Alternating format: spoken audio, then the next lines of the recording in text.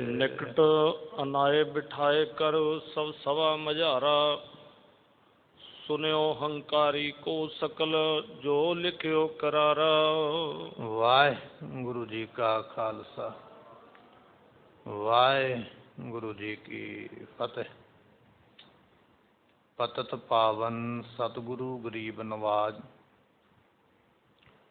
गुरु ग्रंथ साहिब जियां दी पवित्र पावन हजूरी अंदर सुभाईमान हो रही गुरु की संगत। आप संगतां ने गुरु दरबार अंदर बैठ के सतगुरां दी इलाही अगमी बाणी दे कीर्तन दियां दातां सरवण कीतियां। ਸਾਹਿਬ ਗੁਰੂ ਗੋਬਿੰਦ ਸਿੰਘ ਮਹਾਰਾਜ ਜੀਆਂ ਦੇ ਜੀਵਨ ਦੀ ਜੋ ਕਥਾ ਹੈ ਆਪਾਂ ਸਰਵਣ ਕਰਨ ਵਾਸਤੇ ਪਹੁੰਚੇ ਹਾਂ। ਪਿਛਲੇ ਦੀਵਾਨ ਦੇ ਵਿੱਚ ਆਪਾਂ ਇਹ ਬਚਨ ਸਰਵਣ ਕੀਤੇ। ਕੇਸਰੀ ਚੰਦ ਰਾਜਾ ਸਤਿਗੁਰਾਂ ਦੇ ਸਿੱਖਾਂ ਕੋਲੋਂ ਮਾਰ ਖਾ ਕੇ ਕੁੱਟ ਖਾ ਕੇ ਭੀਮ ਚੰਦ ਦੇ ਕੋਲ ਪਹੁੰਚਾ। ਭੀਮ ਚੰਦ ਨੇ ਐਸੀ ਹਾਲਤ ਕੇਸਰੀ ਚੰਦ ਦੀ ਦੇਖ ਕੇ ਉਸ ਵੇਲੇ ਇੱਕ ਧਮਕੀ ਦੇਣ ਵਾਸਤੇ ਮਹਾਰਾਜ ਜੀਆਂ ਨੂੰ ਚਿੱਠੀ ਲਿਖੀ ਹੈ। ਚਿੱਠੀ ਵਿੱਚ ਇਹ ਲਿਖਿਆ, ਮਹਾਰਾਜ ਹਾਥੀ ਜਿਹੜਾ ਹੈ ਸਾਨੂੰ ਦੇ ਦਿਓ, ਨਹੀਂ ਤੇ ਅਸੀਂ ਤੁਹਾਡੇ ਨਾਲ ਜੰਗ ਕਰਨ ਵਾਸਤੇ ਤਿਆਰ ਹੋਏ। ਇਹ ਚਿੱਠੀ ਲੈ ਕੇ ਭੀਮ ਚੰਦ ਦਾ ਜਿਹੜਾ ਵਕੀਲ ਹੈ, ਨੁਮਾਇੰਦਾ ਹੈ, ਇਹ ਅਨੰਦਪੁਰ ਸਾਹਿਬ ਆ ਕੇ ਪਹੁੰਚਿਆ। ਮਹਾਰਾਜ ਕਿਵੇਂ ਚਿੱਠੀ ਸੁਣਨਗੇ ਔਰ ਕੀ ਜਵਾਬ ਦੇਣਗੇ, ਇਹ ਬਚਨ ਆਪਾਂ ਅੱਜ ਸਰਵਣ ਕਰਾਂਗੇ। ਆਓ ਮਨ ਦੇ ਧਿਆਨ ਨੂੰ ਟਿਕਾਈਏ, ਮਿਲ ਕੇ ਆਖੀਏ ਸਤਨਾਮ ਸ੍ਰੀ ਵਾਹਿਗੁਰੂ ਸਾਹਿਬ ਜੀ। ਨਿਤ ਅਨਾਏ ਬਿਠਾਏ ਕਰ ਸਭ ਸਭਾ ਮਝਾਰਾ। ਸਤਿਗੁਰੂ ਪਾਤਸ਼ਾਹ ਮਹਾਰਾਜ ਜੀਆਂ ਦੇ ਕੋਲ ਜਦੋਂ ਚਿੱਠੀ ਲੈ ਕੇ ਹਲਕਾਰਾ ਪਹੁੰਚਿਆ ਨਾ ਚਿੱਠੀ ਦੇਣ ਵਾਲਾ, ਤੇ ਸਿੱਖ ਨੇ ਆ ਕੇ ਦੱਸਿਆ ਮਹਾਰਾਜ ਭੀਮ ਚੰਦ ਵੱਲੋਂ ਇੱਕ ਚਿੱਠੀ ਲੈ ਕੇ ਵਿਅਕਤੀ ਆਇਆ। ਸਤਿਗੁਰਾਂ ਨੇ ਦੀਵਾਨ ਸਜਾਇਆ ਤੇ ਦੀਵਾਨ ਵਿੱਚ ਮਹਾਰਾਜ ਦੇ ਸੂਰਮੇ ਤੇ ਸਿੱਖ ਵੀ ਬੈਠੇ ਹੋਏ, ਸਾਰੇ ਭਰੇ ਹੋਏ ਦਰਬਾਰ ਵਿੱਚ। ਮਹਾਰਾਜ ਜੀਆਂ ਨੇ ਹੁਕਮ ਕੀਤਾ, ਕਹਿਣ ਲੱਗੇ ਲਿਆਓ ਬੁਲਾ ਕੇ ਚਿੱਠੀ ਵਾਲੇ ਨੂੰ। ਤੇ ਉਹ ਚਿੱਠੀ ਲੈ ਕੇ ਦਰਬਾਰ ਵਿੱਚ ਪਹੁੰਚਾ ਤੇ ਸਤਿਗੁਰੂ ਪਾਤਸ਼ਾਹ ਕਹਿਣ ਲੱਗੇ ਜਿਹੜੀ ਚਿੱਠੀ ਹੈ ਨਾ, ਇਹ ਸਾਰੀ ਸਭਾ ਦੇ ਵਿੱਚ ਪੜ੍ਹ ਕੇ ਸੁਣਾਓ, ਸਾਰੇ ਦੀਵਾਨ ਦੇ ਵਿੱਚ ਪੜ੍ਹ ਕੇ ਸੁਣਾਓ ਵੀ ਚਿੱਠੀ ਵਿੱਚ ਕੀ ਲਿਖਿਆ ਹੈ। ਸੁਣਿਓ ਹੰਕਾਰੀ ਕੋ ਸਕਲ ਜੋ ਲਿਖਿਓ ਕਰਾਰਾ। ਇਸ ਹੰਕਾਰੀ ਨੇ ਚਿੱਠੀ ਵਿੱਚ ਜੋ ਲਿਖਿਆ ਸੀ ਨਾ ਵੀ ਮਹਾਰਾਜ ਹਾਥੀ ਦੇ ਦਿਓ ਤੇ ਮੈਂ ਜੰਗ ਤੋਂ ਟਾਲਾ ਕਰ ਲਵਾਂਗਾ, ਜੇ ਹਾਥੀ ਨਹੀਂ ਦਿਓਗੇ ਤੇ ਮੈਂ ਟਾਲਾ ਨਹੀਂ ਕਰਾਂਗਾ, ਤੁਹਾਡੇ ਨਾਲ ਜੰਗ ਕਰਾਂਗਾ। ਇਹ ਸਾਰੇ ਜਿਹੜੇ ਬਚਨ ਧਮਕੀ ਵਾਲੇ, ਗੁੱਸੇ ਵਾਲੇ ਜੋ ਇਹਨੇ ਲਿਖੇ ਮਹਾਰਾਜ ਜੀਆਂ ਨੇ ਔਰ ਸਿੱਖਾਂ ਨੇ ਉਸ ਵੇਲੇ ਸੁਣੇ ਹਨ। ਦੇਹੋ ਹਾਥੀ ਕੈ ਨਿਕਸੀਏ ਨਤ ਲਿਓ ਸੰਗਰਾਮ। ਮਹਾਰਾਜ ਜੀ ਦੇ ਇਹਨਾਂ ਨੇ ਪ੍ਰਥਾਏ ਲਿਖਿਆ ਸੀ, ਮਹਾਰਾਜ ਹਾਥੀ ਦਿਓਗੇ ਤੇ ਤੁਹਾਨੂੰ ਅਨੰਦਪੁਰ ਸਾਹਿਬ ਦੇ ਵਿੱਚ ਰਹਿਣ ਦਿੱਤਾ ਜਾਏਗਾ, ਹਾਥੀ ਨਹੀਂ ਦਿਓਗੇ ਤੇ ਤੁਹਾਨੂੰ ਅਨੰਦਪੁਰ ਸਾਹਿਬ ਛੱਡ ਕੇ ਜਾਣਾ ਪਵੇਗਾ। ਪਰ ਜੇ ਤੁਸੀਂ ਹਾਥੀ ਵੀ ਨਹੀਂ ਦਿੰਦੇ ਔਰ ਅਨੰਦਪੁਰ ਸਾਹਿਬ ਵੀ ਨਹੀਂ ਛੱਡਦੇ ਤੇ ਫਿਰ ਮਹਾਰਾਜ ਜੰਗ ਵਾਸਤੇ ਤਿਆਰ ਹੋ ਜਾਓ। ਜਾਂ ਤੇ ਹਾਥੀ ਦੇ ਦਿਓ ਅਨੰਦਪੁਰ ਸਾਹਿਬ ਦੇ ਵਿੱਚ ਤਾਂ ਰਹਿ ਸਕਦੇ ਹੋ, ਹਾਥੀ ਨਹੀਂ ਦੇਣਾ ਤੇ ਅਨੰਦਪੁਰ ਸਾਹਿਬ ਨੂੰ ਛੱਡ ਕੇ ਜਾਓ। ਪਰ ਜੇ ਤੁਹਾਨੂੰ ਇਹ ਦੋਵੇਂ ਗੱਲਾਂ ਮਨਜ਼ੂਰ ਨਹੀਂ ਤੇ ਫਿਰ ਮਹਾਰਾਜ ਜੰਗ ਕਰਨ ਵਾਸਤੇ ਤਿਆਰ ਹੋਣਾ ਕਰੋ। ਹੁਣ ਕਲਗੀਧਰ ਰਿਸਵਰੇ ਹਮਰੋ ਰਣ ਕੰਮ। ਸਤਿਗੁਰੂ ਪਾਤਸ਼ਾਹ ਮਹਾਰਾਜ ਜੀਆਂ ਨੇ ਸੁਣੇ ਨਾ ਜਦੋਂ ਬਚਨ ਇਸ ਰਾਜੇ ਦੀ ਆਈ ਚਿੱਠੀ ਦੇ ਵੀ ਜੰਗ ਕਰਨ ਵਾਸਤੇ ਤਿਆਰ ਹੋਵੋ, ਮਹਾਰਾਜ ਸੁਣਦਿਆਂ ਸਾਰ ਬਚਨ ਪਾਤਸ਼ਾਹ ਜੀਆਂ ਨੂੰ ਵੀਰ ਰਸ ਆ ਗਿਆ ਤੇ ਮਹਾਰਾਜ ਫਿਰ ਉਸ ਵੇਲੇ ਆਖਣ ਲੱਗੇ ਹਨ, ਜੱਜ ਹੈ ਗੁਰ ਘਰ ਤੇ ਜਥਾ ਪ੍ਰਾਪਤ ਹੋਏ ਸੋਈ। ਸਤਿਗੁਰੂ ਪਾਤਸ਼ਾਹ ਕਹਿਣ ਲੱਗੇ ਗੁਰੂ ਦੇ ਘਰ ਵਿੱਚੋਂ ਜੋ ਮੰਗੀਏ ਨਾ ਉਹੀ ਮਿਲਦਾ। ਜੇ ਭੀਮ ਚੰਦ ਰਾਜਾ ਇਹ ਗੱਲ ਕਹਿੰਦਾ ਵੀ ਮਹਾਰਾਜ ਮੇਰੇ ਨਾਲ ਜੰਗ ਕਰੋ ਤੇ ਪਾਤਸ਼ਾਹ ਕਹਿੰਦੇ ਅਸੀਂ ਜੰਗ ਕਰਨ ਵਾਸਤੇ ਵੀ ਤਿਆਰ ਹਾਂ, ਕਿਉਂਕਿ ਗੁਰੂ ਕਾ ਘਰ ਇਹੋ ਜਿਹਾ ਇੱਥੇ ਜਿਸ ਤਰ੍ਹਾਂ ਦੀ ਕੋਈ ਵਸਤੂ ਆ ਕੇ ਮੰਗਦਾ ਉਹ ਮਿਲਣ ਵਾਸਤੇ ਬਿਲਕੁਲ ਤਿਆਰ ਹੈ। ਜੇ ਭੀਮ ਚੰਦ ਨੂੰ ਜੰਗ ਚਾਹੀਦਾ ਤੇ ਅਸੀਂ ਜੰਗ ਕਰਨ ਵਾਸਤੇ ਵੀ ਤਿਆਰ ਹਾਂ। ਨਹਿ ਗਜ ਨਿਕਸਨ ਨਹਿ ਬਨੈ ਲਿਓ ਤੀਸਰ ਜੋਈ। ਸਤਿਗੁਰੂ ਪਾਤਸ਼ਾਹ ਕਹਿਣ ਲੱਗੇ ਨਾ ਅਸੀਂ ਹਾਥੀ ਦੇਣਾ। ਭੀਮ ਚੰਦ ਦਾ ਸਵਾਲ ਸੀ ਮਹਾਰਾਜ ਹਾਥੀ ਦੇ ਦਿਓ, ਮਹਾਰਾਜ ਕਹਿੰਦੇ ਹਾਥੀ ਨਹੀਂ ਦੇਣਾ। ਦੂਜਾ ਸਵਾਲ ਸੀ ਵੀ ਅਨੰਦਪੁਰ ਸਾਹਿਬ ਛੱਡ ਦਿਓ। ਮਹਾਰਾਜ ਕਹਿੰਦੇ ਅਨੰਦਪੁਰ ਸਾਹਿਬ ਵੀ ਨਹੀਂ ਛੱਡਣਾ, ਨਾ ਅਸੀਂ ਅਨੰਦਪੁਰ ਸਾਹਿਬ ਛੱਡੀਏ, ਨਾ ਅਸੀਂ ਹਾਥੀ ਦਈਏ। ਹਾਂ, ਤੇਰੀ ਤੀਸਰੀ ਗੱਲ ਮੰਨ ਲੈਂਦੇ ਹਾਂ, ਜਿਹੜਾ ਤੂੰ ਆਖਿਆ ਨਾ ਵੀ ਮਹਾਰਾਜ ਜੰਗ ਕਰਨ ਵਾਸਤੇ ਤਿਆਰ ਹੋ ਜਾਓ, ਸਾਨੂੰ ਇਹ ਤੇਰਾ ਤੀਜਾ ਬਚਨ ਮਨਜ਼ੂਰ ਹੈ। ਪਹਿਲੇ ਦੋਵੇਂ ਹੀ ਮਨਜ਼ੂਰ ਨਹੀਂ, ਨਾ ਅਸੀਂ ਹਾਥੀ ਦਈਏ, ਨਾ ਅਸੀਂ ਅਨੰਦਪੁਰ ਸਾਹਿਬ ਛੱਡੀਏ, ਪਰ ਤੀਜਾ ਬਚਨ ਜੰਗ ਵਾਲਾ ਇਹ ਤੇਰਾ ਅਸੀਂ ਜ਼ਰੂਰ ਪੂਰਾ ਕਰਦੇ ਹਾਂ। ਮੈਂ ਕੁਛ ਹਮਰੇ ਬਿਲਮ ਹੈ ਇੱਕ ਧਰੈ ਉਡੀਕਾ। ਸਤਿਗੁਰੂ ਜੀ ਕਹਿਣ ਲੱਗੇ ਜਵਾਬ ਲਿਖੋ ਭੀਮ ਚੰਦ ਰਾਜੇ ਨੂੰ ਸਾਡੇ ਵੱਲੋਂ ਵੀ ਸਾਡੇ ਵੱਲੋਂ ਜੰਗ ਦਾ ਕੋਈ ਦੇਰੀ ਨਹੀਂ ਹੈ, ਅਸੀਂ ਤੇ ਪਹਿਲਾਂ ਹੀ ਤਿਆਰ ਬੈਠੇ। ਤੂੰ ਕੱਲ ਨੂੰ ਫੌਜ ਲੈ ਕੇ ਹਮਲਾ ਕਰਨਾ ਅੱਜ ਹੀ ਕਰ, ਸਾਡੇ ਵੱਲੋਂ ਕੋਈ ਦੇਰੀ ਨਹੀਂ। ਅਸੀਂ ਤੈਨੂੰ ਇਹ ਨਹੀਂ ਕਵਾਂਗੇ ਭੀਮ ਚੰਦ 2 ਦਿਨ ਰੁਕ ਜਾ, 4 ਦਿਨ ਰੁਕ ਜਾ, ਨਹੀਂ, ਅਸੀਂ ਜੰਗ ਕਰਨ ਵਾਸਤੇ ਪਹਿਲਾਂ ਹੀ ਤਿਆਰ ਬੈਠੇ ਹੋਏ ਹਾਂ। ਮੈਂ ਉਰਕੀ ਲਾਲਸਾ ਕਰਕੇ ਰਣਨੀਕਾ। ਤੇਰੇ ਮਨ ਦੀ ਇੱਛਾ ਪੂਰੀ ਕਰਾਂਗੇ। ਤੇਰੇ ਮਨ ਦੀ ਇੱਛਾ ਨਾ ਵੀ ਮੇਰੇ ਨਾਲ ਜੰਗ ਕੋਈ ਨਹੀਂ ਕਰਦਾ, ਮੈਂ ਬੜਾ ਵੱਡਾ ਸੂਰਮਾ, ਮੇਰੇ ਕੋਲ ਬੜੀ ਡਾਢੀ ਫੌਜ ਹੈ, ਇਹ ਤੇਰੇ ਮਨ ਦੀ ਲਾਲਸਾ, ਤੇਰੇ ਮਨ ਦੀ ਇੱਛਾ ਜ਼ਰੂਰ ਪੂਰੀ ਕਰਾਂਗੇ। ਅਸੀਂ ਤੇਰੇ ਨਾਲ ਜੰਗ ਕਰਨ ਵਾਸਤੇ ਤਿਆਰ ਹਾਂ। ਲਿਖਾਏ ਦੇ ਪੱਤਰਕਾ ਦੇ ਤੁਰਤ ਪਠਾਵਾ। ਸਤਿਗੁਰਾਂ ਨੇ ਵੀ ਇੱਧਰੋਂ ਚਿੱਠੀ ਲਿਖ ਦਿੱਤੀ, ਉਧਰੋਂ ਚਿੱਠੀ ਵਿੱਚ ਇਹ ਲਿਖ ਕੇ ਆਇਆ ਸੀ ਵੀ ਹਾਥੀ ਦੇ ਦਿਓ ਤੇ ਅਨੰਦਪੁਰ ਸਾਹਿਬ ਵਸੋ, ਨਹੀਂ ਦੇਣਾ ਤੇ ਅਨੰਦਪੁਰ ਸਾਹਿਬ ਛੱਡ ਦਿਓ, ਦੋਵੇਂ ਗੱਲਾਂ ਮਨਜ਼ੂਰ ਨਹੀਂ ਤੇ ਜੰਗ ਕਰੋ। ਮਹਾਰਾਜ ਨੇ ਚਿੱਠੀ ਦਾ ਜਵਾਬ ਲਿਖਿਆ, ਕਹਿਣ ਲੱਗੇ ਹਾਥੀ ਅਸੀਂ ਦੇਣਾ ਨਹੀਂ, ਅਨੰਦਪੁਰ ਸਾਹਿਬ ਦੀ ਜਗ੍ਹਾ ਅਸੀਂ ਖਰੀਦੀ ਹੈ, ਛੱਡਾਂਗੇ ਨਹੀਂ, ਜੰਗ ਦੀ ਤੇਰੀ ਭਾਵਨਾ ਜ਼ਰੂਰ ਪੂਰੀ ਕਰਾਂਗੇ। ਜਿਹੜਾ ਜੰਗ ਕਈ ਦਿਨਾਂ ਬਾਹਰ ਤੂੰ ਸੋਚਦਾ ਸੀ, ਅੱਜ ਕਰਨ ਵਾਸਤੇ ਤਿਆਰ ਹਾਂ। ਇਸ ਤਰ੍ਹਾਂ ਧੰਨ ਕਲਗੀਧਰ ਮਹਾਰਾਜ ਜੀਆਂ ਨੇ ਉਸ ਚਿੱਠੀ ਦਾ ਜਵਾਬ ਜਿਹੜਾ ਨਾ ਆਪਣੇ ਸੂਰਮਿਆਂ ਦੇ ਕੋਲੋਂ ਲਿਖਵਾ ਕੇ ਤੋਰਿਆ ਹੈ। ਆਨੰਦ ਚੰਦ ਕੇ ਸੰਗ ਕਹਿ ਰਣ ਵਿਉਂਤ ਬਣਾਵਾ। ਤੇ ਸਤਿਗੁਰੂ ਪਾਤਸ਼ਾਹ ਮਹਾਰਾਜ ਜੀਆਂ ਨੇ ਇੱਧਰੋਂ ਚਿੱਠੀ ਨੂੰ ਤੋਰਿਆ, ਉੱਧਰੋਂ ਗੁਰੂ ਘਰ ਦਾ ਦੀਵਾਨ ਆਨੰਦ ਚੰਦ ਮਹਾਰਾਜ ਕਹਿਣ ਲੱਗੇ ਆਨੰਦ ਚੰਦ ਜੀ ਜੰਗ ਦੀ ਯੋਜਨਾ ਬਣਾਓ, ਯੋਜਨਾ ਲਿਖੋ ਵੀ ਜੰਗ ਕਿਵੇਂ ਹੋਣਾ, ਕਿੱਥੇ ਆਪਾਂ ਲੜਾਂਗੇ, ਆਪਣੀ ਫੌਜ ਕਿਹੜੇ ਬੰਨਿਓ ਹਮਲਾ ਕਰੇਗੀ, ਕੀ ਹੋਵੇਗਾ, ਸਾਰੀ ਜੰਗ ਦੀ ਵਿਧੀ ਵਿਧਾਨ ਜਿਹੜਾ ਬਣਾਉਣਾ ਕਰੋ। ਰੀ ਕਲਮ ਜਾਰੀ ਤਮਹਿ ਗਨ ਰੱਖੇ ਸਿਪਾਹੀ। ਸਤਿਗੁਰੂ ਪਾਤਸ਼ਾਹ ਮਹਾਰਾਜ ਜੀਆਂ ਨੇ ਉਸ ਵੇਲੇ ਹੁਕਮ ਕੀਤਾ, ਕਹਿਣ ਲੱਗੇ ਜਿੰਨੀਆਂ ਸਾਡੀਆਂ ਫੌਜਾਂ ਭਰਤੀ ਹੋਈਆਂ ਇਹਨਾਂ ਸਾਰੀਆਂ ਨੂੰ ਹੁਕਮ ਕਰ ਦਿਓ ਭਾਈ ਤਿਆਰ ਬਰ ਤਿਆਰ ਹੋਣਾ ਕਰੋ। ਸੁਨ ਸੁਨੇ ਆਵੇ ਸੈਂਕਰੇ ਆਨੰਦਪੁਰ ਮਾਹੀ। ਮਹਾਰਾਜ ਨੇ ਦੂਜਾ ਬਚਨ ਇਹ ਕੀਤਾ ਵੀ ਜਿਹੜੇ ਨਵੇਂ ਫੌਜੀ ਭਰਤੀ ਹੋਣਾ ਚਾਹੁੰਦੇ ਫੌਜ ਵਿੱਚ ਉਹਨਾਂ ਨੂੰ ਵੀ ਕਹਿ ਦਿਓ ਵੀ ਜਿਹੜਾ ਜਿਹੜਾ ਜੰਗ ਵਿੱਚ ਭਰਤ ਵਾਸਤੇ ਜੰਗ ਲੜਨ ਵਾਸਤੇ ਭਰਤੀ ਹੋਣਾ ਚਾਹੁੰਦਾ ਸਾਡੇ ਵੱਲੋਂ ਭਰਤੀ ਖੁੱਲੀ ਹੈ। ਜਿਹੜਾ ਤਨਖਾਹ ਲੈ ਕੇ ਆਉਣਾ ਚਾਹੁੰਦਾ ਸਾਡੇ ਕੋਲ ਰਹਿਣ ਵਾਸਤੇ ਉਹਨੂੰ ਤਨਖਾਹ ਮਿਲੇਗੀ। ਜਿਹੜਾ ਸੇਵਾ ਵਿੱਚ ਆ ਕੇ ਜੰਗ ਕਰਨਾ ਚਾਹੁੰਦਾ ਮੁਗਲਾਂ ਦੇ ਨਾਲ ਜਾਂ ਪਹਾੜੀਆਂ ਦੇ ਨਾਲ ਦੋ ਦੋ ਹੱਥ ਕਰਨੇ ਚਾਹੁੰਦਾ ਉਹਦੇ ਵਾਸਤੇ ਵੀ ਸਾਡੀ ਭਰਤੀ ਖੁੱਲੀ ਹੈ। ਇਸ ਤਰ੍ਹਾਂ ਮਹਾਰਾਜ ਜੀਆਂ ਨੇ ਹੁਕਮ ਫਰਮਾਏ ਹਨ। ਰਖਤ ਜਾਤ ਚਿਹਰੇ ਲਿਖੈ ਕਹਿ ਦਰਬਸ਼ ਮਾਹੀ। ਤੇ ਸਤਿਗੁਰੂ ਪਾਤਸ਼ਾਹ ਮਹਾਰਾਜ ਜੀ ਰਖਤ ਜਾਤ ਚਿਹਰੇ ਲਿਖੇ। ਪਾਤਸ਼ਾਹ ਮਹਾਰਾਜ ਜੀ ਉਸ ਵੇਲੇ ਹਰੇਕ ਜਾਤੀ ਦਾ ਸੂਰਮਾ ਉਸ ਨੂੰ ਮਹਾਰਾਜ ਲਿਖਦੇ ਪਏ। ਹੁਲੀਆ ਲਿਖਣਾ ਜਿਸ ਤੋਂ ਪਛਾਣ ਹੋ ਸਕੇ। ਜਦੋਂ ਕੋਈ ਨਵਾਂ ਸਿਪਾਹੀ ਭਰਤੀ ਹੁੰਦਾ ਨਾ ਤੇ ਉਹ ਭਰਤੀ ਕਰਨ ਵੇਲੇ ਮਹਾਰਾਜ ਲਿਖਵਾਉਂਦੇ ਨੇ ਇਹਦਾ ਲਿਖੋ ਕੱਦ ਕਿੰਨਾ, ਇਹ ਕਿੰਨਾ ਤਕੜਾ, ਕਿੰਨਾ ਮੋਟਾ, ਇਹਦੀਆਂ ਅੱਖਾਂ ਕਿਵੇਂ ਨੇ, ਨੱਕ ਕਿਵੇਂ ਹੈ, ਨੈਣ ਨਕਸ਼ ਕਿਵੇਂ ਨੇ, ਲਿਖਿਆ ਜਾਂਦਾ ਤਾਂ ਕਿ ਕੱਲ੍ਹ ਨੂੰ ਜੇ ਜੰਗ ਵਿੱਚ ਫਟੜ ਹੋ ਜਾਵੇ ਤੇ ਇਹਦੀ ਪਛਾਣ ਆ ਸਕੇ ਵੀ ਇਹ ਫਲਾਣਾ ਹੈ। ਤੇ ਜੇ ਜੰਗ ਵਿੱਚ ਸ਼ਹੀਦ ਹੋ ਜਾਵੇ ਤਾਂ ਵੀ ਪਛਾਣ ਆ ਜਾਵੇ ਵੀ ਇਹਦੇ ਲੱਤ ਪੈਰ ਤੇ ਕੋਈ ਨਿਸ਼ਾਨ ਹੈ, ਕੋਈ ਉਂਗਲ ਤੇ ਕੋਈ ਹੱਥ ਤੇ ਨਿਸ਼ਾਨ ਹੈ ਕੱਟ ਦਾ ਵੱਢ ਦਾ। ਉਹ ਸਾਰਾ ਲਿਖਿਆ ਜਾ ਰਿਹਾ ਵੀ ਇਹ ਸੂਰਮੇ ਦੇ ਇਹ ਨਿਸ਼ਾਨ ਹੈ, ਇਹਦੀ ਇੰਨੀ ਛਾਤੀ ਚੌੜੀ ਹੈ, ਇੰਨਾ ਲੰਮਾ, ਇੰਨਾ ਭਾਰਾ ਹੈ, ਇਹ ਇਹਦੇ ਨੈਣ ਨਕਸ਼ ਨੇ। ਸਾਰਾ ਕੁਝ ਪਛਾਣ ਵਾਸਤੇ ਲਿਖਦੇ ਪਏ ਹਨ।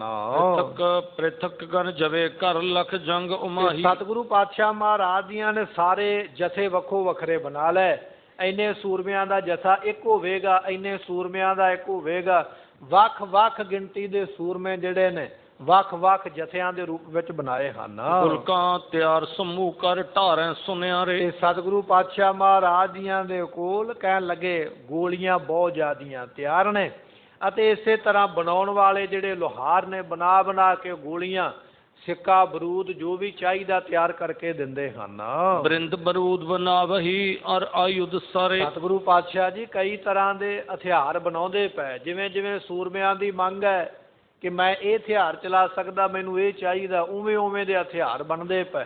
ਸਤਿਗੁਰੂ ਉਸੇ ਤਰ੍ਹਾਂ ਦੀ ਤਿਆਰੀ ਕਰਦੇ ਹਨ। ਕਰੈ ਤੀਰ ਬਹੁ ਜਾਤ ਕੇ ਗਨ ਆਏ ਕਮਨ। ਤੇ ਜਿਵੇਂ ਜਿਵੇਂ ਕੋਈ ਮੰਗਦਾ ਵੀ ਮੇਰਾ ਤੀਰ ਇੰਨਾ ਭਾਰਾ ਹੋਣਾ ਚਾਹੀਦਾ, ਮੇਰਾ ਤੀਰ ਇੰਨਾ ਚੌੜਾ ਹੋਣਾ ਚਾਹੀਦਾ, ਉਸ ਮੁਤਾਬਕ ਜਿਹੜੇ ਲੁਹਾਰ ਨੇ ਉਹ ਤੀਰਾਂ ਨੂੰ ਘੜ ਘੜ ਕੇ ਬਣਾਉਂਦੇ ਪਏ। ਕੋਈ ਆਖਦਾ ਮਹਾਰਾਜ ਮੇਰੀ ਕਮਾਨ ਜਿਹੜੀ ਉਹ ਇੰਨੀ ਭਾਰੀ ਹੋਣੀ ਚਾਹੀਦੀ ਹੈ, ਮੈਂ ਇੰਨੀ ਕੋਈ ਭਾਰੀ ਕਮਾਨ ਚੁੱਕ ਸਕਦਾ ਜਾਂ ਮੈਂ ਖਿੱਚ ਸਕਦਾ। ਉਹ ਸੂਰਮੇ ਦੇ ਮੁਤਾਬਕ ਜਿਹੜੇ ਨੇ ਨਾ ਉਹ ਸ਼ਸਤਰ ਬਣਾਏ ਜਾ ਰਹੇ ਹਨ। ਛੇਲੇ ਭਾਲੇ ਸਾਂਗ ਖਰ ਅਰ ਤੁਪਕ ਮਹਨ। ਗੁਰਮੁਖੋ ਇਹ ਹਥਿਆਰਾਂ ਦੇ ਨਾਮ ਨੇ। ਸੇਲਾ ਨਾਮ ਬਰਸੀ ਦਾ, ਭਾਲਾ ਨਾਮ ਬਰਸ਼ੇ ਦਾ। ਬਰਸੀਆਂ ਤੇ ਬਰਸ਼ੇ ਛੋਟੇ ਤੇ ਵੱਡੇ ਹਥਿਆਰ ਦੂਰੋਂ ਸੁੱਟ ਕੇ ਚਲਾਉਣ ਵਾਲੇ ਤਿਆਰ ਕੀਤੇ। ਇਸੇ ਤਰ੍ਹਾਂ ਤਿੱਖੇ ਬਰਸ਼ੀ ਜਿਹੜੀ ਆ ਉਹ ਤਿਆਰ ਕੀਤੀ ਹੈ। ਇਸੇ ਤਰ੍ਹਾਂ ਗੁਰਮੁਖੋ ਬੜੇ ਬੜੇ ਸੋਹਣੇ ਤੀਰ ਤੇ ਬੜੀਆਂ ਬੜੀਆਂ ਸੋਹਣੀਆਂ ਬੰਦੂਕਾਂ ਚਲਾਉਣ ਵਾਸਤੇ ਤਿਆਰ ਕਰਵਾਈਆਂ ਹਨ। ਮਾਰਬਕਾਰਾ ਸੂਰਮੇ ਕਹਿ ਉੱਚ ਸੁਣਾਵੇ। ਤੇ ਕਹਿਣ ਲੱਗੇ ਜਦੋਂ ਸੂਰਮਿਆਂ ਨੂੰ ਇਹ ਸ਼ਸਤਰ ਮਿਲੇ ਨਾ ਤੇ ਉਹ ਆਖਦੇ ਮਹਾਰਾਜ ਹੁਣ ਤੇ ਤੁਹਾਡਾ ਹੁਕਮ ਹੋਣ ਦੀ ਢੇਰ ਹੈ, ਦੁਸ਼ਮਣ ਨੂੰ ਤੇ ਅਸੀਂ ਲਲਕਾਰ ਲਲਕਾਰ ਕੇ ਮਾਰਾਂਗੇ। ਤੁਹਾਡਾ ਹੁਕਮ ਹੋ ਜਾਵੇ, ਸਾਡੇ ਮਨਪਸੰਦ ਹਥਿਆਰ ਸਾਨੂੰ ਮਿਲ ਗਏ ਨੇ, ਬਸ ਤੁਸੀਂ ਹੁਣ ਜੰਗ ਦਾ ਹੁਕਮ ਕਰੋ। ਅਸੀਂ ਤੇ ਵੈਰੀਆਂ ਨੂੰ ਲਲਕਾਰਾ ਮਾਰ ਕੇ ਸਦਾਂਗੇ ਤੇ ਫਿਰ ਉਹਨਾਂ ਨਾਲ ਜੰਗ ਕਰਕੇ ਵਿਖਾਵਾਂਗੇ। ਹਿਮ ਸਮਾਜ ਬਹੁ ਜੰਗ ਕੋ ਸਤਿਗੁਰੂ ਬਣਾਵੇ। ਇੱਧਰੋਂ ਸਤਿਗੁਰੂ ਪਾਤਸ਼ਾਹ ਜੀ ਨੇ ਗੁਰਮੁਖੋ ਜੰਗ ਦਾ ਪੂਰਾ ਸਾਜੋ ਸਮਾਨ ਬਣਾ ਲਿਆ, ਜੰਗ ਦੀ ਪੂਰੀ ਤਿਆਰੀ ਕਰ ਲਈ ਹੈ। ਉਤਰਾ ਜੇ ਗਿਰ ਪਤਕ ਤੱਕ ਮਿਲ ਮਤਾ ਪਕਾਏ। ਕਹਿਣ ਲੱਗੇ ਵੀ ਉਧਰ ਪਹਾੜੀ ਰਾਜੇ ਜਿਹੜੇ ਨੇ, ਇਧਰੋਂ ਤੇ ਸਤਿਗੁਰਾਂ ਨੇ ਤਿਆਰੀ ਕਰ ਲਈ ਹੈ ਜੰਗ ਵਾਸਤੇ, ਸ਼ਸਤਰ ਬਸਤਰ ਤੇ ਫੌਜਾਂ ਇਕੱਠੀਆਂ ਕੀਤੀਆਂ। ਉਧਰ ਜਿਹੜੇ ਪਹਾੜੀ ਰਾਜੇ ਨੇ ਨਾ ਉਹਨਾਂ ਨੇ ਵੀ ਕੁਝ ਰਾਜੇ ਇਕੱਠੇ ਹੋ ਕੇ ਤੇ ਮਤਾ ਪਕਾਉਣ ਲੱਗ ਪਏ, ਸਲਾਹ ਕਰਨ ਲੱਗ ਪਏ ਵੀ ਕਿਵੇਂ ਆਪਾਂ ਜੰਗ ਕਰਨਾ ਹੈ। ਗੁਰ ਤੇ ਕਾਗਜ਼ ਜਬ ਗਏ ਉਹ ਸਭ ਹੂਨ ਸੁਨਾਏ। ਤੇ ਸਤਿਗੁਰਾਂ ਦੇ ਵੱਲੋਂ ਵੀ ਚਿੱਠੀ ਗਈ ਨਾ, ਜਿਹਦੇ ਵਿੱਚ ਮਹਾਰਾਜ ਨੇ ਲਿਖਿਆ ਸੀ ਨਾ ਅਸੀਂ ਹਾਥੀ ਵਾਪਸ ਕਰੀਏ, ਨਾ ਅਸੀਂ ਅਨੰਦਪੁਰ ਸਾਹਿਬ ਛੱਡੀਏ, ਪਰ ਜੰਗ ਕਰਨ ਵਾਸਤੇ ਤਿਆਰ। ਜਦੋਂ ਇਹ ਚਿੱਠੀ ਪਹਾੜੀ ਰਾਜਿਆਂ ਦੇ ਦਰਬਾਰ ਵਿੱਚ ਪਹੁੰਚੀ ਹੈ ਤੇ ਕਹਿਣ ਲੱਗੇ, ਉਹ ਸਾਰੀ ਚਿੱਠੀ ਪੜ੍ਹ ਕੇ ਸਾਰੇ ਰਾਜਿਆਂ ਨੂੰ ਸੁਣਾਈ ਗਈ ਵੀ ਆਹ ਵੇਖੋ ਮਹਾਰਾਜ ਨੇ ਕੀ ਲਿਖਿਆ, ਸਤਿਗੁਰੂ ਤੇ ਜੰਗ ਕਰਨ ਵਾਸਤੇ ਤਿਆਰ ਹਨ। ਮਿਲਿਓ ਕਿਰਪਾਲ ਕਟੋਚੀਆ ਸਭ ਸਭਾ ਮਝਾਰਾ। ਇੰਨੇ ਚਿਰ ਨੂੰ ਕਹਿਣ ਲੱਗੇ ਉਹ ਕਟੋਚੀਆ ਰਾਜਾ ਜਿਹਦਾ ਨਾਮ ਹੈ ਕਿਰਪਾਲ ਚੰਦ, ਜਿਹਦਾ ਪਿੱਛੇ ਆਪਾਂ ਇਤਿਹਾਸ ਪੜ੍ਹਿਆ ਸੀ, ਇਹਨੇ ਇੱਕ ਬੰਦਾ ਤੇ ਗੁਰੂ ਗੋਬਿੰਦ ਸਿੰਘ ਕੋਲ ਭੇਜਿਆ ਕਿ ਮਹਾਰਾਜ ਭੀਮ ਚੰਦ ਨਾਲ ਜੰਗ ਕਰੋ। ਇੱਕ ਆਪਣਾ ਆਦਮੀ ਜਿਹੜਾ ਉਸ ਵੇਲੇ ਭੀਮ ਚੰਦ ਕੋਲ ਭੇਜਿਆ ਕਿ ਮਹਾਰਾਜ ਨਾਲ ਜੰਗ ਕਰੋ। ਇਹ ਦੋਨੇ ਪਾਸੇ ਅੱਗ ਲਾਉਣ ਵਾਲਾ ਆਦਮੀ ਹੈ। ਇਹਨੂੰ ਮੌਕਾ ਮਿਲ ਗਿਆ ਕਿ ਮਹਾਰਾਜ ਦੀ ਚਿੱਠੀ ਆ ਗਈ ਹੈ ਜੰਗ ਵਾਸਤੇ ਤਿਆਰ। ਇਹ ਮੌਕਾ ਵੇਖ ਕੇ ਫਿਰ ਉਸ ਵੇਲੇ ਕਹਿਣ ਲੱਗਾ ਹੈ ਕਰਨ ਜੰਗ ਅਰ ਮਿਟਨ ਕੋ ਤਿੰਨ ਮੰਤਰ ਉਚਾਰਾ। ਕਹਿਣ ਲੱਗਾ ਵੀ ਜੰਗ ਕਿਵੇਂ ਕਰੀਏ ਔਰ ਦੁਸ਼ਮਣ ਨੂੰ ਕਿਵੇਂ ਮਾਰੀਏ, ਮੈਂ ਤੁਹਾਨੂੰ ਸਲਾਹ ਦਿੰਦਾ ਹਾਂ। ਇਹ ਆਪਣੇ ਕੋਲੋਂ ਸਲਾਹ ਦੇਣ ਲੱਗਾ ਹੈ। ਗੁਰੂ ਲਗਨ ਤੇ ਨਾ ਮਿਟੈ ਮੈਂ ਉਰ ਨਿਰਧਾਰਿਓ। ਮੈਂ ਇਹ ਗੱਲ ਜਾਣ ਲਈ ਹੈ ਵੀ ਮਹਾਰਾਜ ਜੰਗ ਤੋਂ ਪਿੱਛੇ ਨਹੀਂ ਹਟਣਗੇ। ਇਹ ਤੇ ਪਹਿਲਾਂ ਹੀ ਕਹਿੰਦਾ ਸੀ ਵੀ ਭੀਮ ਚੰਦ ਜੰਗ ਕਰ। ਉਧਰੋਂ ਗੁਰੂ ਗੋਬਿੰਦ ਸਿੰਘ ਮਹਾਰਾਜ ਨੂੰ ਕਹਿੰਦਾ ਸੀ ਮਹਾਰਾਜ ਜੰਗ ਕਰੋ, ਅਸੀਂ ਤੁਹਾਡੇ ਨਾਲ ਹਾਂ। ਅੱਜ ਇਹਨੂੰ ਮੌਕਾ ਮਿਲਿਆ, ਇਹ ਕਹਿ ਰਿਹਾ, ਕਹਿੰਦਾ ਵੀ ਮਹਾਰਾਜ ਜੰਗ ਤੋਂ ਹਟਣਗੇ ਨਹੀਂ, ਇਹ ਮੈਂ ਪਹਿਲਾਂ ਹੀ ਜਾਣਦਾ ਹਾਂ। ਵਿਪਰ ਕੇਸਰੀ ਚੰਦ ਕੋ ਬਿਨ ਡਰ ਜਨ ਮਾਰਿਓ। ਦੇਖਿਓ ਆ ਜਿਹੜਾ ਕੇਸਰੀ ਚੰਦ ਰਾਜਾ ਹੈ, ਨਾ ਇਹਦੇ ਰਾਜ ਭਾਗ ਦੀ ਮਹਾਰਾਜ ਨੇ ਕੋਈ ਲੱਜਾ ਰੱਖੀ ਹੈ, ਨਾ ਮਹਾਰਾਜ ਨੇ ਇਹ ਵੇਖਿਆ ਵੀ ਰਾਜੇ ਦੀ ਬੇਇੱਜ਼ਤੀ ਨਹੀਂ ਕਰਨੀ ਚਾਹੀਦੀ। ਔਰ ਦੂਜੀ ਗੱਲ ਸਾਰਿਆਂ ਤੋਂ ਵੱਡੀ ਇਹ ਹੈ ਵੀ ਕੇਸਰੀ ਚੰਦ ਰਾਜਾ ਹੈ ਬ੍ਰਾਹਮਣ। ਮਹਾਰਾਜ ਨੇ ਇਹ ਵੀ ਨਹੀਂ ਸੋਚਿਆ ਵੀ ਬ੍ਰਾਹਮਣ ਦੀ ਬੇਇੱਜ਼ਤੀ ਨਾ ਕਰੀਏ। ਮਹਾਰਾਜ ਨੇ ਤੇ ਕੋਈ ਕਸਰ ਛੱਡੀ ਨਹੀਂ ਹੈ, ਰਾਜਾ ਵੀ ਹੈ ਬ੍ਰਾਹਮਣ ਵੀ ਹੈ, ਪਰ ਦੋਨੇ ਗੱਲਾਂ ਹੋਣ ਦੇ ਬਾਵਜੂਦ ਵੀ ਮਹਾਰਾਜ ਨੇ ਇਹਦੀ ਬੇਪਤ ਕੀਤੀ ਹੈ। ਅਬ ਹੈ ਪੱਤਰ ਕਾ ਲਿਖ ਪਠੀ ਸਭ ਪਰ ਲਿਖਾ। ਹੁਣ ਵੇਖੋ ਮਹਾਰਾਜ ਨੇ ਸਾਰਿਆਂ ਦੇ ਸਾਹਮਣੇ ਚਿੱਠੀ ਲਿਖ ਕੇ ਆਖਿਆ ਵੀ ਜੰਗ ਕਰਨ ਵਾਸਤੇ ਅਸੀਂ ਤਿਆਰ ਹਾਂ। ਮਿਲੋ ਵਿਚਾਰੋ ਆਪ ਮੈਂ ਜਿਮ ਵਿਜੈ ਲੜਾਈ। ਇਸ ਕਰਕੇ ਆਪਾਂ ਮਿਲੀਏ, ਸਲਾਹ ਕਰੀਏ ਤੇ ਇਸ ਤਰੀਕੇ ਨਾਲ ਜੰਗ ਕਰੀਏ ਵੀ ਆਪਣੀ ਜਿੱਤ ਹੋਣਾ ਕਰੇ। ਸੈਨ ਸਕੇਲੀ ਘਨੀ ਗੁਰਪੁਰ ਆਪੇ ਜੋਧਾ। ਸਤਿਗੁਰੂ ਪਾਤਸ਼ਾਹ ਮਹਾਰਾਜ ਜੀਆਂ ਨੇ ਬਹੁਤ ਵੱਡੀ ਫੌਜ ਇਕੱਠੀ ਕਰ ਲਈ ਹੈ ਤੇ ਸੂਰਮੇ ਮਹਾਰਾਜ ਵਾਸਤੇ ਲੜਨ ਨੂੰ ਤਿਆਰ ਹਨ। ਰਚੈ ਮਹਿਤ ਕਮਸਾਨ ਕੋ ਠਾਨੈ ਮਨ ਕ੍ਰੋਧ। ਇਹ ਕੇਸਰੀ ਇਹ ਜਿਹੜਾ ਕਿਰਪਾਲ ਚੰਦ ਰਾਜਾ ਇਹ ਕਹਿੰਦਾ ਪਿਆ, ਕਹਿੰਦਾ ਵੀ ਮਹਾਰਾਜ ਨੂੰ ਪੋਲੇ ਹੱਥੀ ਨਾ ਲਿਓ, ਹੌਲਾ ਨਾ ਜਾਣਿਓ ਵੀ ਮਹਾਰਾਜ ਕੁਝ ਨਹੀਂ। ਉਹਨਾਂ ਕੋਲ ਤੇ ਬੜੇ ਬੜੇ ਵੱਡੇ ਸੂਰਮੇ ਨੇ, ਤਗੜੀ ਤਕੜਾਈ ਕਰੋ ਜੇ ਮਹਾਰਾਜ ਨਾਲ ਜੰਗ ਕਰਨੀ ਹੈ। ਵੱਡੀ ਫੌਜ ਇਕੱਠੀ ਕਰੋ, ਬਹੁਤੇ ਸੂਰਮੇ ਤੇ ਹਥਿਆਰਾਂ ਦੇ ਨਾਲ ਇਕੱਠੇ ਕਰੋ, ਤਗੜੇ ਹੋ ਕੇ ਜੰਗ ਕਰੋਗੇ ਤੇ ਤਾਂ ਮਹਾਰਾਜ ਨੂੰ ਜਿੱਤਿਆ ਜਾਣਾ। ਆਪਣੇ ਘਰ ਮੈਂ ਵਿਆਹ ਸੁਤ ਚਾਹੀਏ ਸ਼ੁਭ ਸ਼ਾਦੀ। ਤੇ ਇਸ ਕਰਕੇ ਆਪਣੇ ਘਰ ਦੇ ਵਿੱਚ ਵਿਆਹ ਹੈ ਤੇ ਵਿਆਹ ਦੇ ਵਿੱਚ ਜਿਹੜੇ ਚੰਗੇ ਸ਼ਗਨ ਹੋਣੇ ਚਾਹੀਦੇ ਹਨ। ਸਨਮੁਖ ਆ ਯੁੱਧ ਹਤਨ ਕੇ ਕਮਹਿਆ ਗਹਿਬਾਦੀ। ਸੋ ਕਹਿਣ ਲੱਗੇ ਸਾਹਮਣੇ ਹੋ ਕੇ ਹਥਿਆਰ ਚਲਾਉਣੇ ਇਹ ਜਿਹੜਾ ਕੰਮ ਇਸ ਵੇਲੇ ਕਰਨਾ ਹੈ। ਮ੍ਰਿਤਕ ਸੰਬੰਧੀ ਹੋਏ ਕੋ ਬੜ ਸ਼ੋਕ ਉਪੈ ਹੈ। ਜੇ ਜੰਗ ਦੇ ਵਿੱਚ ਆਪਣਾ ਕੋਈ ਸੰਬੰਧੀ ਮਰ ਗਿਆ, ਸਤਿਗੁਰੂ ਤੇ ਜੰਗ ਵਾਸਤੇ ਤਿਆਰ ਨੇ। ਮੰਨ ਲਓ ਵੀ ਆਪਾਂ ਵਿਆਹ ਤੋਂ ਪਹਿਲਾਂ ਫੌਜ ਚਾੜ ਦਈਏ ਤੇ ਹੁਣ ਜੇ ਫੌਜ ਲੜੇਗੀ ਤੇ ਉੱਥੇ ਕੋਈ ਨਾ ਕੋਈ ਤੇ ਮਰੇਗਾ ਨਾ। ਮੰਨ ਲਓ ਵੀ ਆਪਣਾ ਰਿਸ਼ਤੇਦਾਰ ਹੀ ਕੋਈ ਮਰ ਗਿਆ, ਮਹਾਰਾਜ ਦਾ ਕੀ ਜਾਣਾ, ਸਾਡੇ ਵਿਆਹ ਦੇ ਵਿੱਚ ਖਲਲ ਪੈ ਜਾਏਗਾ, ਸਾਡੇ ਵਿਆਹ ਦਾ ਸਵਾਦ ਖਰਾਬ ਹੋ ਜਾਣਾ। ਹੁਣ ਜੰਗ ਦੇ ਵਿੱਚ ਕੋਈ ਰਿਸ਼ਤੇਦਾਰ ਮਰ ਗਿਆ ਤੇ ਸਾਰਿਆਂ ਨੇ ਅਫਸੋਸ ਕਰਨਾ, ਸਾਰਿਆਂ ਨੇ ਰੋਣਾ। ਵਿਆਹ ਦੀ ਜਿਹੜੀ ਰੌਣਕ ਹੈ ਉਹ ਰਹਿਣੀ ਨਹੀਂ ਹੈ, ਵਿਆਹ ਦੀ ਖੁਸ਼ੀ ਰਹਿਣੀ ਨਹੀਂ। ਇਸ ਕਰਕੇ ਵਿਆਹ ਦੇ ਵਿੱਚ ਜੰਗ ਕਰਨਾ ਇਹਦੇ ਬਾਰੇ ਸੋਚਣਾ ਚਾਹੀਦਾ ਹੈ। ਭਟ ਆਛੇ ਪਹੁੰਚੇ ਬਿਨਾ ਰਣ ਕਬਨ ਕਰੇ ਹੈ। ਪਰ ਜਿੰਨਾ ਚਿਰ ਚੰਗੇ ਚੰਗੇ ਸੂਰਮੇ ਜੰਗ ਵਿੱਚ ਭੇਜਦੇ ਨਹੀਂ ਉਹਨਾਂ ਚਿਰ ਜੰਗ ਨਹੀਂ ਹੋਣਾ। ਜੇ ਆਪਾਂ ਇਹ ਸੋਚ ਲਈਏ ਵੀ ਚਲੋ ਜੰਗ ਦੇ ਵਿੱਚ ਆਪਾਂ ਰਿਸ਼ਤੇਦਾਰ ਨਾ ਭੇਜੀਏ, ਰਾਜੇ ਦੇ ਖਾਸਮ ਖਾਸ ਬੰਦੇ ਨਾ ਭੇਜੀਏ, ਦੂਜੇ ਤੀਜੇ ਭੇਜ ਦਈਏ ਤੇ ਜੰਗ ਜਿੱਤਿਆ ਨਹੀਂ ਜਾਣਾ। ਤੇ ਜੇ ਆਪਾਂ ਰਿਸ਼ਤੇਦਾਰ ਭੇਜਾਂਗੇ, ਖਾਸ ਬੰਦੇ ਭੇਜਾਂਗੇ, ਤੇ ਜੇ ਉਹਨਾਂ ਵਿੱਚੋਂ ਕੋਈ ਮਰ ਗਿਆ ਤੇ ਫਿਰ ਵਿਆਹ ਦਾ ਸਵਾਦ ਕੋਈ ਨਹੀਂ ਰਹਿ ਜਾਣਾ। ਇਸ ਤਰ੍ਹਾਂ ਕਿਰਪਾਲ ਚੰਦ ਆਖਦਾ ਹੈ, ਕਟੋ ਸ਼ੇਰ ਜੇ ਲਰਨ ਕੋ ਤਬ ਪਾਏ ਪਰਾਜੈ। ਸੋ ਕਹਿਣ ਲੱਗੇ ਇਸ ਕਰਕੇ ਜੇ ਆਪਾਂ ਇਹ ਲੜਨ ਵਾਸਤੇ ਮਹਾਰਾਜ ਦੇ ਸੂਰਮਿਆਂ ਨੂੰ ਭੇਜ ਦਈਏ, ਜੇ ਪਿੰਡਾਂ ਦੇ ਵਿੱਚੋਂ ਮੇਰੀ ਛੇੜ ਦਈਏ ਵੀ ਪਿੰਡਾਂ ਦੇ ਲੋਕ ਜਾ ਕੇ ਮਹਾਰਾਜ ਨਾਲ ਲੜ ਪੈਣ, ਤੇ ਫਿਰ ਤੇ ਆਪਣੀ ਹਾਰ ਪੱਕੀ ਹੈ। ਕਟੋਚੀਆ ਕਹਿ ਰਿਹਾ ਕਿਰਪਾਲ ਚੰਦ, ਮਹਾਰਾਜ ਦੇ ਨਾਲ ਅਨਾੜੀ ਬੰਦੇ ਨਾ ਭੇਜੋ ਲੜਨ ਵਾਸਤੇ, ਪੂਰੇ ਖਿਲਾੜੀ ਬੰਦੇ ਭੇਜੋ। ਜੇ ਤੁਸੀਂ ਆਖੋ ਵੀ ਪਿੰਡਾਂ ਦੇ ਮੁੰਡੇ ਆਪਾਂ ਇਕੱਠੇ ਕਰਕੇ ਗੱਭਰੂ ਜਵਾਨ ਤੇ ਉਹਨਾਂ ਨੂੰ ਕਹੀਏ ਵੀ ਜਾਓ ਜਾ ਕੇ ਮਹਾਰਾਜ ਨਾਲ ਲੜੋ, ਤੇ ਗੱਲ ਬਣਨੀ ਨਹੀਂ ਹੈ। ਇਹਦੇ ਵਿੱਚ ਆਪਣੀ ਹਾਰ ਹੋ ਜਾਣੀ ਹੈ। ਕਰਿਓ ਕੌਣ ਕਾਰਜ ਲਖੋ ਲਈ ਛਤਰ ਸਮਝ। ਤੇ ਜੇ ਦੁਸ਼ਮਣ ਜਿੱਤ ਗਿਆ ਤੇ ਫਿਰ ਆਪਣਾ ਕੰਮ ਤੇ ਕੋਈ ਇਹਦੇ ਨਾਲ ਸੌਰਿਆ ਨਹੀਂ ਹੈ। ਜਾਂ ਤੇਰੇ ਦੇ ਵਿਚਾਰਿਓ ਰਣ ਨਾ ਹੈ ਨਿਆਛੋ। ਇਸ ਕਰਕੇ ਇਹ ਗੱਲ ਸੋਚੋ ਵੀ ਇਸ ਵੇਲੇ ਜੰਗ ਕਰਨਾ ਠੀਕ ਨਹੀਂ ਹੈ। ਭੀਮ ਚੰਦ ਤੇ ਬੜਾ ਗੁੱਸੇ ਵਿੱਚ ਹੈ ਕਿ ਜੰਗ ਛੇਤੀ ਹੋਵੇ। ਕਿਰਪਾਲ ਚੰਦ ਰਾਜੇ ਨੇ ਸਲਾਹ ਦਿੱਤੀ ਨਹੀਂ, ਇਸ ਵੇਲੇ ਜੰਗ ਕਰਨਾ ਇਹ ਆਪਣੇ ਵਾਸਤੇ ਹਾਨੀਕਾਰਕ ਹੈ, ਆਪਾਂ ਨੂੰ ਜੰਗ ਨਹੀਂ ਕਰਨਾ ਚਾਹੀਦਾ। ਜੇ ਲੜਬੇ ਕੋ ਚਾਹਤ ਹਾਹੋ ਸੁਤ ਵਿਆਹ ਨ ਬਾਛੋ। ਜੇ ਤੂੰ ਲੜਨਾ ਚਾਹੁੰਦਾ, ਕਿਰਪਾਲ ਚੰਦ ਨੇ ਸਲਾਹ ਦਿੱਤੀ, ਜੇ ਤੂੰ ਗੁਰੂ ਨਾਲ ਜੰਗ ਹੁਣੇ ਕਰਨਾ ਚਾਹੁੰਦਾ, ਵਿਆਹ ਦੀ ਤਰੀਕ ਅੱਗੇ ਪਾ ਦੇ, 6 ਮਹੀਨੇ ਸਾਲ ਵਿਆਹ ਲੇਟ ਕਰ ਦੇ ਜੇ ਜੰਗ ਕਰਨਾ ਹੈ। ਤੇ ਜੇ ਪਹਿਲਾਂ ਵਿਆਹ ਕਰਨਾ ਫਿਰ ਜੰਗ ਅੱਗੇ ਲੈ ਜਾ, ਦੋਨੇ ਕੰਮ ਇਕੱਠੇ ਨਾ ਕਰ। ਜੰਗ ਦੇ ਵਿੱਚ ਕੋਈ ਰਿਸ਼ਤੇਦਾਰ ਮਰ ਗਿਆ ਤੇ ਵਿਆਹ ਦਾ ਸਵਾਦ ਨਹੀਂ ਰਹਿ ਜਾਣਾ। ਤੇ ਜਿੰਨਾ ਚਿਰ ਆਪਾਂ ਆਪ ਨਾ ਗਏ ਜੰਗ ਲੜਨ ਵਾਸਤੇ ਉਹਨਾਂ ਚਿਰ ਜੰਗ ਨਹੀਂ ਜਿੱਤਿਆ ਜਾਣਾ। ਪਰ ਜੇ ਤੂੰ ਗੁਰੂ ਨਾਲ ਹੁਣੇ ਲੜਨਾ ਚਾਹੁੰਦਾ, ਤੈਨੂੰ ਗੁੱਸਾ ਡਾਢਾ ਮਨ ਦੇ ਵਿੱਚ, ਫਿਰ ਆਪਣੇ ਪੁੱਤਰ ਦੇ ਵਿਆਹ ਦੀ ਤਰੀਕ ਅੱਗੇ ਪਾ ਦੇਣਾ ਕਰ। ਦੋਨੋਂ ਮੈਂ ਇੱਕ ਕੋ ਕਰੋ ਇਹ ਮਤ ਹੈ ਮੇਰਾ। ਤੇ ਜਾਂ ਫਿਰ ਜੰਗ ਕਰ ਲਾ ਜਾਂ ਵਿਆਹ ਕਰ ਲਾ। ਜੇ ਵਿਆਹ ਕਰਨਾ ਤੇ ਜੰਗ ਅੱਗੇ ਕਰ ਦੇ, ਦੋਵਾਂ ਵਿੱਚੋਂ ਇੱਕ ਕੰਮ ਕਰੇ, ਮੈਂ ਤੈਨੂੰ ਸਲਾਹ ਦਿੰਦਾ ਹਾਂ। ਸ਼ਾਦੀ ਮੈਂ ਕੁਛ ਗਮੀ ਹੋਏ ਇਮ ਨਹੀਂ ਅਸ਼ੀਰਾ। ਵਿਆਹ ਦੇ ਵਿੱਚ ਕੋਈ ਦੁੱਖ ਵਾਲੀ ਘਟਨਾ ਹੋ ਜਾਵੇ ਤੇ ਇਹ ਗੱਲ ਚੰਗੀ ਨਹੀਂ ਹੈ। ਕਿਰਪਾਲ ਚੰਦ ਰਾਜਾ ਕਟੋਚੀਆ ਜਿਹੜਾ ਹੈ ਉਹ ਸਲਾਹ ਦਿੰਦਾ ਪਿਆ ਵੀ ਵਿਆਹ ਦੇ ਵਿੱਚ ਜੰਗ, ਇਹ ਦੋ ਕੰਮ ਇਕੱਠੇ ਨਹੀਂ। ਜਾਂ ਤੇ ਪਹਿਲਾਂ ਜੰਗ ਕਰ ਲਓ ਵਿਆਹ ਅੱਗੇ ਕਰ ਦਿਓ, ਜਾਂ ਪਹਿਲਾਂ ਵਿਆਹ ਕਰ ਲਓ ਤੇ ਜੰਗ ਨੂੰ ਟਾਲ ਦਿਓ। ਪਰ ਇਸ ਵੇਲੇ ਇਹ ਦੋਨੇ ਕੰਮ ਠੀਕ ਨਹੀਂ ਹਨ। ਭੀਮ ਚੰਦ ਕੋ ਸੱਚੇ ਸੁਣ ਬੋਲਿਓ ਸਭ ਮਾਹੀ। ਭੀਮ ਚੰਦ ਦਾ ਜਿਹੜਾ ਵਜ਼ੀਰ ਬੈਠਾ ਸੀ ਨਾ, ਜਦੋਂ ਸੁਣੀ ਉਹਨੇ ਇਹ ਸਲਾਹ ਤੇ ਉਸ ਵੇਲੇ ਕਹਿਣ ਲੱਗਾ ਹੈ, ਗੁਰਸੋਂ ਨਾਹਕ ਬੈਰ ਰਚ ਸਾਰਿਓ ਕੁਛ ਨਹੀਂ। ਆਪਾਂ ਗੁਰੂ ਦੇ ਨਾਲ ਵੈਰ ਨਾ ਕਰੀਏ। ਇੱਕ ਵਜ਼ੀਰ ਬੈਠਾ ਸੀ ਭੀਮ ਚੰਦ ਦੀ ਕਚਹਿਰੀ ਵਿੱਚ, ਉਹ ਬੋਲਿਆ, ਕਹਿਣ ਲੱਗਾ ਗੁਰੂ ਨਾਲ ਵੈਰ ਨਹੀਂ ਕਰਨਾ ਚਾਹੀਦਾ, ਗੁਰੂ ਨਾਲ ਵੈਰ ਕਰਕੇ ਕੁਝ ਨਹੀਂ ਸੌਰਨਾ, ਆਪਣਾ ਬੰਨਾ ਕੁਝ ਨਹੀਂ ਹੈ। ਲੜਤਿਓ ਸੰਸੈ ਵਿਜੈ ਮਹਿ ਨਿਸ਼ਚੈ ਕਿਸ ਨਹੀਂ। ਇਹ ਲੜਦਿਆਂ ਹੋਇਆਂ ਆਪਾਂ ਜਿੱਤ ਜਾਵਾਂਗੇ ਇਹ ਭਰੋਸਾ ਕਿਸੇ ਨੂੰ ਨਹੀਂ ਹੈ। ਭਾਵੇਂ ਕਿ ਆਪਣੇ ਨਾਲ ਬੜੇ ਰਾਜੇ ਨੇ, ਬੜੀ ਵੱਡੀ ਫੌਜ ਹੈ, ਗੁਰੂ ਨੂੰ ਲੜ ਕੇ ਜਿੱਤ ਲਈਏ, ਇਹ ਭਰੋਸਾ ਕਿਸੇ ਦੇ ਮਨ ਵਿੱਚ ਨਹੀਂ। ਉਤੋਂ ਸਾਰੇ ਗੱਲਾਂ ਕਰਦੇ ਵੀ ਜੰਗ ਕਰਾਂਗੇ, ਮਹਾਰਾਜ ਨੂੰ ਹਰਾਵਾਂਗੇ, ਪਰ ਭਰੋਸਾ ਕੋਈ ਨਹੀਂ ਹੈ ਇਸ ਜੰਗ ਦੇ ਵਿੱਚ ਕਿ ਆਪਣੀ ਜਿੱਤ ਹੋਣੀ ਹੈ। ਉਹ ਜਾਣੇ ਕੋ ਪਾਏ ਹੈ ਸਮਝੋ ਮਨ ਮਾਹੀ। ਜੰਗ ਵਿੱਚ ਕੀ ਹੋ ਜਾਵੇ ਜਾਣਦਾ ਥੋੜੀ ਹੈ ਕੋਈ ਵੀ। ਮਹਾਰਾਜ ਨੇ ਕੀ ਉਸ ਵੇਲੇ ਖੇਡ ਬਣਾ ਦੇਣੀ ਹੈ, ਕੀ ਕਰ ਦੇਣਾ, ਮਹਾਰਾਜ ਦੀ ਇਸ ਗੱਤ ਨੂੰ ਕੋਈ ਜਾਣਦਾ ਨਹੀਂ ਹੈ। ਉਤ ਸਭ ਦੀਰਘ ਵਿਆਹ ਕੋ ਨਹਿ ਕੀਜੈ ਮੰਦਾ। ਇਸ ਕਰਕੇ ਇਹ ਵਿਆਹ ਦਾ ਕੰਮ ਬੜਾ ਵੱਡਾ ਹੈ। ਰਾਜੇ ਦੇ ਪੁੱਤਰ ਦਾ ਵਿਆਹ ਕੋਈ ਛੋਟੀ ਮੋਟੀ ਗੱਲ ਨਹੀਂ ਹੈ।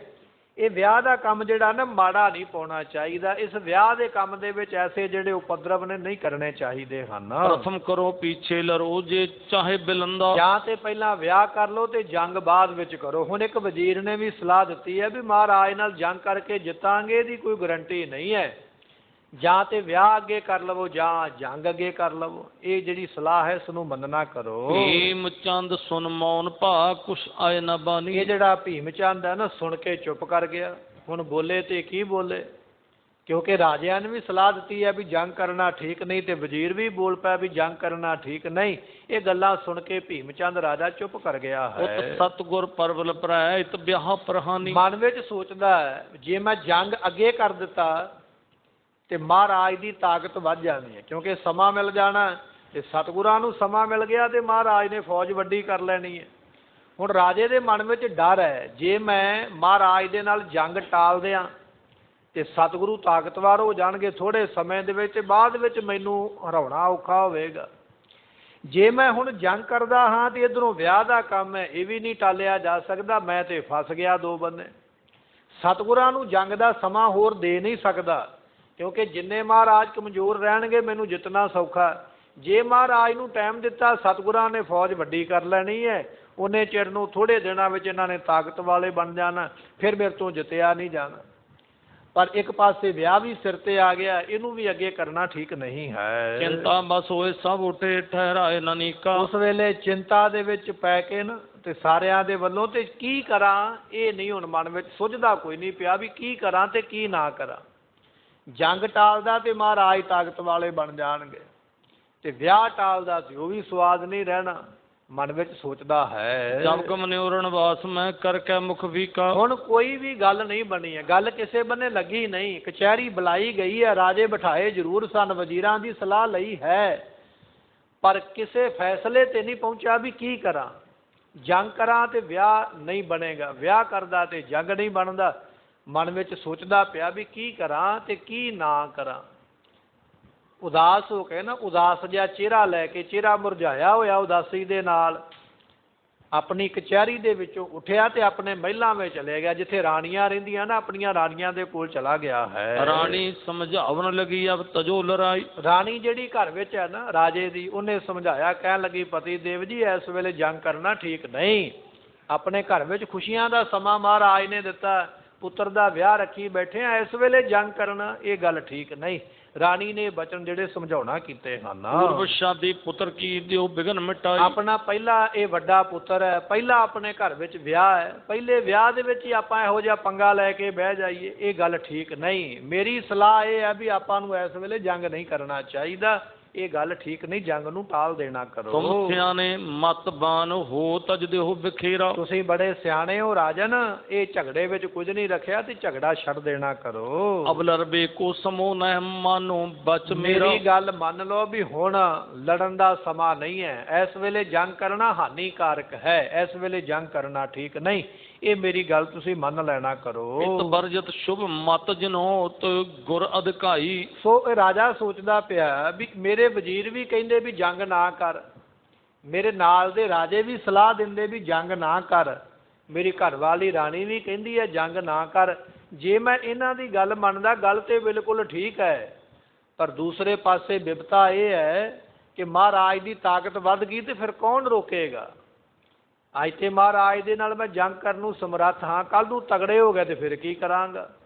ਇਹ ਗੱਲਾਂ ਦੀ ਚਿੰਤਾ ਵਿੱਚ ਪੈ ਗਿਆ ਹੈ। ਭੀਮ ਚੰਦ ਗਿਣਤੀ ਗਿਣਤ ਨਿਸ਼ਚੈ ਨਹਿ ਪਾਈ। ਮਨ ਵਿੱਚ ਗਿਣਤੀਆਂ ਵਿਚਾਰਾਂ, ਕੀ ਕਰਾਂ ਤੇ ਕੀ ਨਾ ਕਰਾਂ, ਸੋਚਦਾ ਬੜਾ ਰਿਹਾ ਸਾਰੀ ਰਾਤ, ਪਰ ਫੈਸਲਾ ਨਹੀਂ ਕਰ ਪਾਇਆ, ਕਿਸੇ ਮੁਕਾਮ ਤੇ ਨਹੀਂ ਪਹੁੰਚਿਆ। ਇਹ ਕੋਈ ਫੈਸਲਾ ਦਿੱਤਾ ਹੀ ਨਹੀਂ ਨਾ ਦਿਮਾਗ ਨੇ ਵੀ ਪਹਿਲਾਂ ਜੰਗ ਕਰਾਂ ਕਿ ਪਹਿਲਾਂ ਪੁੱਤਰ ਵਿਆਹਾਂ। ਸਾਰੀ ਰਾਤ ਸੋਚਦਿਆਂ ਲੰਘ ਗਈ, ਪਰ ਕਿਸੇ ਵੀ ਫੈਸਲੇ ਤੇ ਪਹੁੰਚਾ ਨਹੀਂ ਹੈ। ਉਤ ਪ੍ਰਭਾਤ ਕੋ ਸੌਂਚ ਕਰ ਸਭ ਸਭਾ ਬੁਲਾਈ। ਅਗਲਾ ਦਿਨ ਚੜਿਆ, ਨਹਾ ਧੋ ਕੇ ਨੇ ਫਿਰ ਕਚਹਿਰੀ ਬੁਲਾ ਲਈ, ਫਿਰ ਆਪਣੇ ਵਜ਼ੀਰ ਮੰਤਰੀ ਸਾਰੇ ਬੁਲਾ ਲਏ। ਕਹਿਣ ਲੱਗਾ ਵੀ ਕੱਲ ਗੱਲ ਪੂਰੀ ਨਹੀਂ ਹੋਈ, ਅੱਜ ਦੁਬਾਰਾ ਫਿਰ ਮੇਰੇ ਕੋਲ ਆ ਕੇ ਸਲਾਹ ਦੇਣਾ ਕਰੋ। ਜੇ ਠਾਕੁਰ ਗਿਰਪਤ ਹੋਤੇ ਚਲ ਕਹਤੇ ਹੈ ਆਏ। ਜਿੰਨੇ ਰਾਜੇ ਸਨ ਪਹਾੜੀ ਸਾਰੇ ਚੱਲ ਕੇ ਇਹਦੀ ਕਚਹਿਰੀ ਵਿੱਚ ਪਹੁੰਚੇ ਹਨ। ਕਰਿਓ ਫਿਕਰ ਕੋ ਜ਼ਿਕਰ ਤਬ ਸੰਸੈ ਔਰ ਇਹਨੇ ਫਿਰ ਆਪਣੇ ਗੱਲ ਦਾ ਸ਼ੰਕਾ ਦੱਸਿਆ। ਕਹਿਣ ਲੱਗਾ ਵੀ ਤੁਸੀਂ ਸਾਰੇ ਸਲਾਹ ਦਿੰਦੇ ਹੋ ਵੀ ਮਹਾਰਾਜ ਨਾਲ ਮੈਂ ਜੰਗ ਨਾ ਕਰਾਂ ਤੇ ਅੱਗੇ ਪਾ ਦਿਆਂ, ਪਰ ਗੱਲ ਇਹ ਆ ਵੀ ਜੇ ਅੱਗੇ ਜੰਗ ਪਾ ਦਿੱਤਾ ਮਹਾਰਾਜ ਨੇ ਤਕੜੇ ਹੋ ਜਾਣਾ, ਫਿਰ ਮੇਰੇ ਕੋਲੋਂ ਜਿੱਤਿਆ ਨਹੀਂ ਜਾਣਾ। ਇਹ ਮੇਰੇ ਮਨ ਦਾ ਸੰਸਾ ਡਰ ਹੈ, ਇਹਦਾ ਹੱਲ ਦੱਸੋ ਵੀ ਕੀ ਕਰਨਾ ਚਾਹੀਦਾ ਹੈ। ਲੜੇ ਬਿਨਾ ਬਨਹੀਨਤਾ ਸਹਿ ਸਕੋ ਨ ਕੈਸੇ। ਜੇ ਮੈਂ ਲੜਦਾ ਨਹੀਂ ਤੇ ਦੁਨੀਆ ਨੇ ਆਖਣਾ ਵੀ ਭੀਮ ਚੰਦ ਬੜਾ ਵੱਡਾ ਬਣਿਆ ਫਿਰਦਾ ਸੀ, ਮਹਾਰਾਜ ਨੇ ਜੰਗ ਦੀ ਗੱਲ ਕੀਤੀ ਤੇ ਡਰ ਕੇ ਘਰੇ ਬਹਿ ਗਿਆ। ਦੁਨੀਆ ਨੇ ਮਿਹਣੇ ਮਾਰਨੇ, ਕਿਉਂਕਿ ਬੰਦੇ ਨੂੰ ਨੱਕ ਉੱਚੀ ਰੱਖਣ ਵਾਸਤੇ ਬੜਾ ਕੁਝ ਕਰਨਾ ਪੈਂਦਾ। ਇੱਕ ਪਾਸੇ ਮੈਂ ਫੂੰ ਫੂੰ ਕਰਦਾ ਫਿਰਦਾ ਵੀ ਮੇਰੇ ਵਰਗਾ ਹੈ ਹੀ ਕੋਈ ਨਹੀਂ, ਜਿਹੜਾ ਬੋਲੇਗਾ ਮੈਂ ਇਹਨੂੰ ਸਜ਼ਾ ਦੇਵਾਂਗਾ। ਅੱਜ ਮਹਾਰਾਜ ਮੇਰੇ ਸਾਹਮਣੇ ਬਰਾਬਰ ਹੋ ਕੇ ਖਲੋਤੇ ਨੇ, ਜੇ ਮੈਂ ਅੱਜ ਜੰਗ ਨਹੀਂ ਕਰਦਾ ਤੇ ਲੋਕਾਂ ਨੇ ਆਖਣਾ ਵੀ ਕੱਲ ਤੇ ਬੜੀ ਅੱਤ ਚੁੱਕੀ ਸੀ, ਅੱਜ ਕੀ ਹੋ ਗਿਆ। ਦੁਨੀਆ ਨੂੰ ਮੂੰਹ ਵਿਖਾਉਣ ਜੋਗੇ ਨਹੀਂ ਰਹਿਣਾ ਹੈ। ਦੇਸ਼ ਹਮਾਰੇ ਮੈਂ ਬਸੈ ਨਿਤ ਦੂਣ ਬਿਹਾਰ। ਦੇਸ਼ ਮੇਰਾ, ਰਿਆਸਤ ਮੇਰੀ ਹੈ, ਮੇਰੀ ਰਿਆਸਤ ਵਿੱਚ ਮਹਾਰਾਜ ਆ ਕੇ ਰਹਿੰਦੇ ਪਏ ਤੇ ਮੈਨੂੰ ਹੀ ਕਹਿੰਦੇ ਪਏ ਵੀ ਆ ਜੰਗ ਕਰ।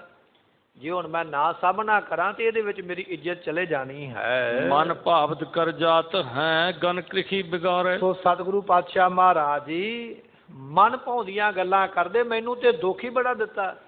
ਜਦੋਂ ਮਰਜ਼ੀ ਆਪਣੇ ਸੂਰਮੇ ਲੈ ਕੇ ਆਉਂਦੇ, ਮੇਰੀ ਰਿਆਸਤ ਵਿੱਚ ਸ਼ਿਕਾਰ ਖੇਡਦੇ ਨੇ ਤੇ ਸ਼ਿਕਾਰ ਖੇਡ ਕੇ ਚਲੇ ਜਾਂਦੇ। ਕਦੇ ਮੇਰੀਆਂ ਖੇਤੀਆਂ ਉਜਾੜ ਦਿੰਦੇ, ਕਦੇ ਮੇਰੇ ਪਹਾੜਾਂ ਵਿੱਚ ਆ ਕੇ ਕਈ ਤਰ੍ਹਾਂ ਦੇ ਉਪਦਰਵ ਕਰਦੇ।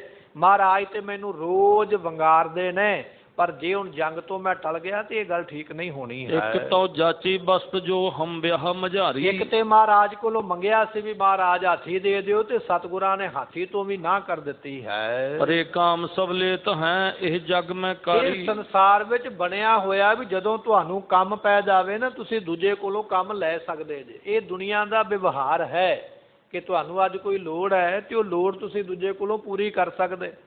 ਰਾਜਾ ਇਹ ਗੱਲ ਆਪਣੇ ਵਜ਼ੀਰਾਂ ਨੂੰ ਦੱਸਦਾ ਪਿਆ, ਨਾਲ ਦੇ ਰਾਜਿਆਂ ਨੂੰ ਕਹਿਣ ਲੱਗਾ ਵੀ ਦੱਸੋ ਮੇਰੀ ਗਲਤੀ ਕਿੱਥੇ ਹੈ।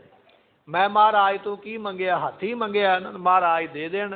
ਕਿਉਂਕਿ ਵਿਆਹਾਂ ਸ਼ਾਦੀਆਂ ਤੇ ਜਾਂ ਜੰਗ ਯੁੱਧ ਦੇ ਵਿੱਚ ਇੱਕ ਦੂਜੇ ਦੀ ਮਦਦ ਦੀ ਲੋੜ ਪੈਂਦੀ ਹੈ। ਮੈਂ ਤੇ ਮਦਦ ਮੰਗੀ, ਮਹਾਰਾਜ ਨਾ ਕਰਦੇ ਪਏ, ਉਲਟਾ ਜੰਗ ਕਰਨ ਵਾਸਤੇ ਕਹਿੰਦੇ ਪਏ। ਪਰ ਇਹ ਗੱਲ ਭੁੱਲ ਗਿਆ ਵੀ ਵਸਤੂ ਮੰਗੀ ਉਹਦੇ ਕੋਲੋਂ ਜਾਂਦੀ ਹੈ ਜਿਹਨੂੰ ਕਦੇ ਆਪ ਪਹਿਲਾਂ ਦਿੱਤੀ ਹੋਵੇ। ਮਤਲਬ ਉਹ ਤੋਂ ਲਿਆ ਜਾਂਦਾ ਜਿਹਨੂੰ ਦਿੱਤਾ ਹੋਵੇ। ਆਪ ਆਖਣਾ ਵੀ ਮੇਰੇ ਕੋਲ ਹੈ ਕੱਖ ਨਹੀਂ, ਦੂਜੇ ਨੂੰ ਆਖਣਾ ਵੀ ਸਭ ਕੁਝ ਦੇ ਦੇ, ਗੱਲ ਬਣਦੀ ਨਹੀਂ ਨਾ।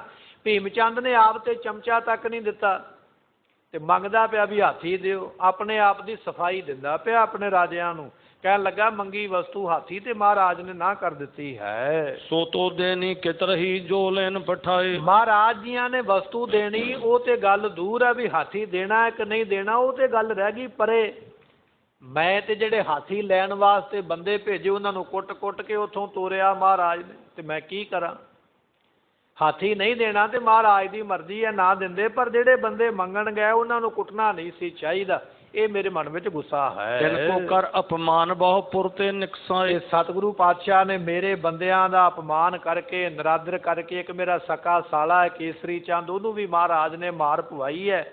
ਬੇਇੱਜ਼ਤੀ ਕਰਕੇ ਤੇ ਆਪਣੇ ਅਨੰਦਪੁਰ ਸਾਹਿਬ ਦੇ ਵਿੱਚੋਂ ਮਹਾਰਾਜ ਨੇ ਬਾਹਰ ਕੱਢੇ ਹਨ। ਸੋ ਸੁਣ ਐਸੀ ਬਾਤ ਕੋ ਜਰਤੀ ਬਹੁਤ ਛਾਤੀ। ਐਸੀਆਂ ਗੱਲਾਂ ਸੁਣ ਸੁਣ ਕੇ ਮੇਰੀ ਛਾਤੀ ਜਲਦੀ ਪਈ ਹੈ, ਮੈਨੂੰ ਤੇ ਅੱਗ ਲੱਗੀ ਹੋਈ ਹੈ, ਮੇਰਾ ਤੇ ਹਿਰਦਾ ਸੜ ਗਿਆ ਵੀ ਮਹਾਰਾਜ ਨੇ ਕੀ ਕੀਤਾ ਹੈ। ਚਿੰਤਾ ਸੋ ਦਿਨ ਗੁਜ਼ਰ ਤੋ ਨਹਿ ਨੀਂਦ ਸੁਰਾਤੀ। ਮੈਨੂੰ ਸਾਰਾ ਦਿਨ ਚਿੰਤਾ ਵਿੱਚ ਲੰਘ ਜਾਂਦਾ ਤੇ ਰਾਤ ਨੂੰ ਮੈਨੂੰ ਨੀਂਦ ਨਹੀਂ ਆਉਂਦੀ। ਅੱਜ ਇਹਨੇ ਦੱਸੀ ਆਪਣੇ ਮਨ ਦੀ ਵੇਦਨਾ, ਮਨ ਦਾ ਦੁੱਖ ਅੱਜ ਦੱਸਿਆ ਕਿ ਸਾਰੀ ਰਾਤ ਮੈਂ ਚਿੰਤਾ ਵਿੱਚ ਜਾਗਦਾ ਰਹਿੰਦਾ, ਫਿਕਰਾਂ ਦੇ ਵਿੱਚ ਵੀ ਇਹ ਮਹਾਰਾਜ ਨੇ ਕੀ ਕੀਤਾ। ਮੈਨੂੰ ਤੇ ਚੰਗੇ ਤਰੀਕੇ ਨਾਲ ਨੀਂਦ ਨਹੀਂ ਆਉਂਦੀ ਹੈ। ਚਤੁਰ ਕਿਰਪਾਲ ਕਟੋਚੀਆ ਬੜ ਵੈਰ ਵਧਾਵਾ। ਕਹਿਣ ਲੱਗੇ ਵੀ ਇਹ ਜਿਹੜਾ ਕਟੋਚੀਆ ਰਾਜਾ ਨਾ ਬੜਾ ਚਲਾਕ ਹੈ। ਕਿਰਪਾਲ ਚੰਦ ਇਹਨੇ ਵੇਖਿਆ ਵੀ ਹੁਣ ਲੋਹਾ ਬੜਾ ਗਰਮ ਹੈ ਤੇ ਇਸ ਵੇਲੇ ਸੱਟ ਮਾਰਾਂਗਾ ਤੇ ਇਹਦਾ ਫਾਇਦਾ ਬੜਾ ਹੋਵੇਗਾ। ਬੜਾ ਚਲਾਕ ਆਦਮੀ ਹੈ। ਮੌਕਾ ਵੇਖਿਆ ਵੀ ਇਸ ਵੇਲੇ ਗੱਲ ਕਰਨ ਦਾ ਹੁਣ ਮੈਨੂੰ ਸਮਾਂ ਮਿਲਿਆ ਹੈ। ਹਮ ਕੋਲੇ ਗੁਰਸੋਲ ਰਹਿ ਇਹ ਹਮਨੇ ਭਾਵਾ। ਇਹ ਸਾਨੂੰ ਲੈ ਕੇ ਨਾ ਕਿਤੇ ਚਲਾ ਜਾ, ਮਨ ਵਿੱਚ ਸੋਚਦਾ ਹੈ। ਇਹਨੇ ਪੁੱਤਰ ਦਾ ਵਿਆਹ ਰੱਖ ਲਿਆ, ਇਹਦੇ ਕੋਲ ਤੇ ਬਹਾਨਾ ਹੈ ਵੀ ਮੇਰੇ ਪੁੱਤਰ ਦਾ ਵਿਆਹ ਮੈਂ ਤੇ ਜਾ ਨਹੀਂ ਸਕਦਾ। ਜਾ ਕਿਰਪਾਲ ਚੰਦ ਰਾਜੇ ਤੂੰ ਜਾ ਕੇ ਮਹਾਰਾਜ ਨਾਲ ਲੜ, ਇਹ ਕਿਤੇ ਮੈਨੂੰ ਨਾ ਤੋਰ ਦੇਵੇ। ਹੁਣ ਮੇਰੇ ਤੋਂ ਵੱਡਾ ਰਾਜਾ, ਜੇ ਇਹਨੇ ਮੈਨੂੰ ਕਹਿ ਦਿੱਤਾ ਮੈਨੂੰ ਮੰਨਣਾ ਪੈਣਾ। ਅੱਗ ਲਾਉਣ ਵਾਲੇ ਨੂੰ ਆਪਣਾ ਪਾਲਾ ਪੈ ਗਿਆ, ਡਰ ਆਪਣਾ ਪੈ ਗਿਆ ਵੀ ਇਹਦੇ ਕੋਲ ਤੇ ਬਹਾਨਾ ਹੈ ਵੀ ਮੇਰੇ ਪੁੱਤਰ ਦਾ ਵਿਆਹ, ਮੈਂ ਤੇ ਜੰਗ ਨੂੰ ਜਾ ਨਹੀਂ ਸਕਦਾ, ਪਰ ਤੂੰ ਮੇਰਾ ਮਿੱਤਰ ਹੈ, ਮੇਰੀ ਥਾਂ ਤੇ ਤੂੰ ਮਹਾਰਾਜ ਨਾਲ ਜਾ ਕੇ ਲੜ, ਕਿਤੇ ਮੈਨੂੰ ਨਾ ਕਹਿ ਦੇਵੇ। ਕਿਰਪਾਲ ਚੰਦ ਨੂੰ ਇਸ ਗੱਲ ਦਾ ਫਿਕਰ ਪੈ ਗਿਆ ਹੈ। ਹਟਾਵਨ ਕੋਰੇ ਦੇ ਕਹਿ ਸਭਾ ਮਝਾਰਾ। ਮਨ ਵਿੱਚ ਸੋਚਦਾ ਵੀ ਇਸ ਵੇਲੇ ਜੰਗ ਮੈਨੂੰ ਹਟਾਉਣੀ ਚਾਹੀਦੀ ਹੈ ਵਿੱਚ ਪੈ ਕੇ, ਕਿਉਂਕਿ ਜੇ ਮੈਂ ਕਹਾਂ ਵੀ ਜੰਗ ਕਰ ਤੇ ਇਹਨੇ ਮੈਨੂੰ ਕਹਿਣਾ ਵੀ ਜਾ ਤੂੰ ਜਾ ਮੇਰੀ ਥਾਂ ਤੇ ਲੜ ਜਾ ਕੇ। ਮੈਂ ਲੜਾਂਗਾ, ਮਹਾਰਾਜ ਮੈਨੂੰ ਮਾਰ ਦੇਣਗੇ, ਮੇਰੀ ਫੌਜ ਮਾਰ ਦੇਣਗੇ। ਇਸ ਕਰਕੇ ਮੈਨੂੰ ਕਹਿ ਕੇ ਜੰਗ ਇਸ ਵੇਲੇ ਠੰਡੀ ਕਰਨੀ ਚਾਹੀਦੀ ਹੈ ਵੀ ਇਸ ਵਾਲੀ ਟਲ ਜਾਵੇ, ਇਹ ਆਪਣੇ ਪੁੱਤਰ ਦਾ ਵਿਆਹ ਕਰ ਲਵੇਗਾ। ਫਿਰ ਜਦੋਂ ਜੰਗ ਦਾ ਸਮਾਂ ਆਵੇਗਾ ਤਾਂ ਮੈਂ ਹੋਰ ਅੱਗ ਲਾ ਕੇ ਇਹਨੂੰ ਅੱਗੇ ਲਾ ਕੇ ਤੁਰਾਂਗਾ ਵੀ ਚੱਲ ਲੜ ਮਹਾਰਾਜ ਦੇ ਨਾਲ। ਪਰ ਜੇ ਹੁਣ ਜੰਗ ਸ਼ੁਰੂ ਹੋ ਗਿਆ ਇਹਨੇ ਮੈਨੂੰ ਤੋੜ ਦੇਣਾ, ਉਹਨੂੰ ਆਪਣਾ ਡਰ ਹੈ। ਇਹ ਗੱਲ ਸੋਚ ਕੇ ਹੁਣ ਇੱਕ ਟੋਚੀਆ ਰਾਜਾ ਫਿਰ ਸਲਾਹ ਦੇਣ ਲੱਗਾ ਹੈ। ਅਬ ਤੋ ਇਮ ਹੀ ਰਹਿਣ ਦਿਓ ਸ਼ੇਰੂ ਨਹਿਰਾ। ਕਹਿਣ ਲੱਗਾ ਰਾਜਾ ਮੇਰੀ ਸਲਾਹ ਇਹ ਆ ਵੀ ਜੰਗ ਨਾ ਛੇੜ, ਬਿਲਕੁਲ ਤੇਰਾ ਬੜਾ ਨੁਕਸਾਨ ਹੋ ਜਾਣਾ। ਨੁਕਸਾਨ ਭੀਮ ਚੰਦ ਦਾ ਘੱਟ ਹੋਣਾ, ਇਹਦਾ ਜ਼ਿਆਦਾ ਹੋਣਾ। ਇਹਨੂੰ ਪਤਾ ਵੀ ਬਲੀ ਦਾ ਬੱਕਰਾ ਅੱਗੇ ਮੈਨੂੰ ਬੰਨਣਾ ਪੈਣਾ ਜਾ ਕੇ, ਇਸ ਕਰਕੇ ਜੰਗ ਹੋਵੇ ਤੇ ਮੇਰੇ ਤੇ ਦੁੱਖ ਪਵੇ। ਇਹ ਸਲਾਹ ਦੇਣ ਲੱਗ ਪਿਆ, ਕਹਿਣ ਲੱਗਾ ਰਾਜਨ ਇਸ ਵੇਲੇ ਆਪਾਂ ਨੂੰ ਜੰਗ ਛੇੜਨੀ ਨਹੀਂ ਚਾਹੀਦੀ ਹੈ। ਰਚੀਏ ਉਤਸਵ ਵਿਆਹ ਕੋ ਪੂਰਵੋਤਸਵ ਕਾਜਾ। ਆਪਾਂ ਪਹਿਲਾਂ ਵਿਆਹ ਕਰ ਲਈਏ ਪੁੱਤਰ ਦਾ, ਖੁਸ਼ੀਆਂ ਦਾ ਸਮਾਂ ਆਇਆ, ਪਰਮਾਤਮਾ ਨੇ ਖੁਸ਼ੀਆਂ ਦਿੱਤੀਆਂ ਤੇ ਵਿਆਹ ਦਾ ਕੰਮ ਕਰਕੇ ਆਪਣੇ ਪਹਿਲਾਂ ਇਹ ਖੁਸ਼ੀਆਂ ਦੇ ਕੰਮ ਪੂਰੇ ਕਰਨਾ ਕਰ। ਜਪ ਲਿਓ ਦੇ ਕਰ ਦਰਬ ਕੋ ਮਿਲ ਹੈ ਗਨ ਰਾਜਾ। ਰਾਜਿਆਂ ਨੂੰ ਮਿਲ ਧਨ ਜਿਹੜਾ ਹੈ ਉਹ ਦਾਨ ਕਰ ਤੇ ਲੋਕਾਂ ਕੋਲੋਂ ਵਡਿਆਈ ਲੈਣਾ ਕਰ। ਕਹਾ ਮੰਤਰ ਗਿਨ ਸਭਨ ਸੋ ਕਰ ਲਿਓ ਸਹਾਈ। ਇਹ ਸਾਰੇ ਰਾਜਿਆਂ ਦੇ ਨਾਲ ਸਲਾਹ ਕਰ ਲਾ। ਅੱਜ ਤੈਨੂੰ ਇਕੱਲੇ ਨੂੰ ਲੜਨਾ ਪੈਣਾ। ਵਿਆਹ ਤੋਂ ਮਗਰੋਂ ਜੇ ਮਹਾਰਾਜ ਤਗੜੇ ਹੋ ਵੀ ਗਏ ਨਾ, ਜੇ ਤੈਨੂੰ ਡਰ ਹੈ ਵੀ ਮਹਾਰਾਜ ਬਲ ਵਾਲੇ ਹੋ ਜਾਣਗੇ, ਮੇਰੇ ਤੋਂ ਜਿੱਤੇ ਨਹੀਂ ਜਾਣਗੇ, ਤੇ ਫਿਕਰ ਨਾ ਕਰ। ਵਿਆਹ ਤੋਂ ਮਗਰੋਂ ਆਪਾਂ ਸਾਰੇ ਰਾਜੇ ਇਕੱਠੇ ਕਰ ਲਵਾਂਗੇ। ਜਿੰਨੇ ਆਪਣੇ ਰਾਜੇ ਵੱਧ ਜਾਣਗੇ ਉਨੀ ਆਪਣੀ ਤਾਕਤ ਵੱਧ ਜਾਵੇਗੀ। ਇਸ ਕਰਕੇ ਮਹਾਰਾਜ ਆਪਣੇ ਤੋਂ ਤਗੜੇ ਨਹੀਂ ਹੋ ਸਕਦੇ। ਆਪਣੀ ਗਿਣਤੀ 22 ਹੈ, ਮਹਾਰਾਜ ਇਕੱਲੇ ਨੇ। ਹੁਣ 22 ਰਾਜਿਆਂ ਨਾਲ ਇਕੱਲਾ ਗੁਰੂ ਕਿਵੇਂ ਲੜੇਗਾ?